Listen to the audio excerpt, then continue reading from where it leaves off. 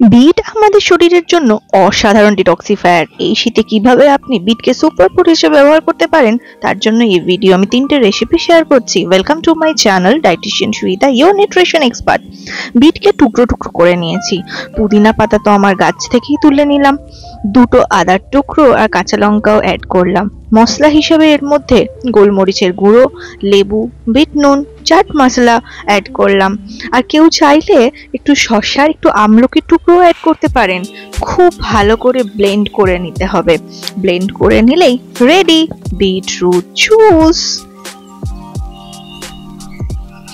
এই beetroot juice কিন্তু আমাদের সুপার ফুড হিসাবে আমরা প্রত্যেক দিন এই শীতকালে ব্যবহার করতেই পারি। বিট আমাদের শরীরের জন্য এক অসাধারণ ডিটক্সিফায়ার। এতে থাকা বিটালাইন ও নাইট্রেট রক্তে অক্সিজেনের সরবরাহ বাড়িয়ে সেলুলার মেটাবলিজম উন্নত করে।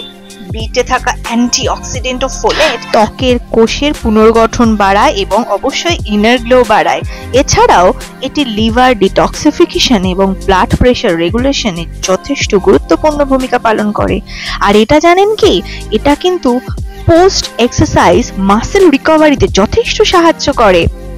আরে জুসটা তো নিয়ে ছিবড়েটা কি ফেলে দিচ্ছেন? ফেলবেন না। ফাইবার রিচ এই বিটের মধ্যে দুটো ব্যবহার বলবো। সকালে ওটস ভিজিয়ে রেখেছিলাম, তাতে অ্যাড করলাম এই বিটের ফাইবারটা। ফাইবার রিচ হলো যা ডায়াবেটিস এবং ওবেসিটি পেশেন্টদের জন্য খুব ভালো। কিছুটা পরিমাণ অ্যাড করে নিয়েছিলাম এবং সেটা খুব ভালো করে ব্লেন্ড করে সেটা দিয়ে চিল্লা বানিয়েছিলাম। অত্যন্ত হেলদি এবং টেস্টি। ওয়েট লস জার্নিতে কিন্তু যথেষ্ট সাহায্য করবে আপনাদের। এবং অল্প তেলে চিল্লা রেডি। টিফিন হিসেবেও ব্যবহার করতে পারেন। আর কিছুটা অ্যাড করলাম রায়তাতে। অ্যাট্রাকটিভ রেড কালার সবার খুব প্রিয়।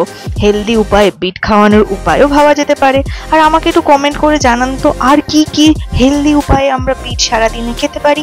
তাহলে সেটা আমরা সবার মধ্যে শেয়ার করবো এবং সবাই হেলদি থাকতে পারবো। Thank you.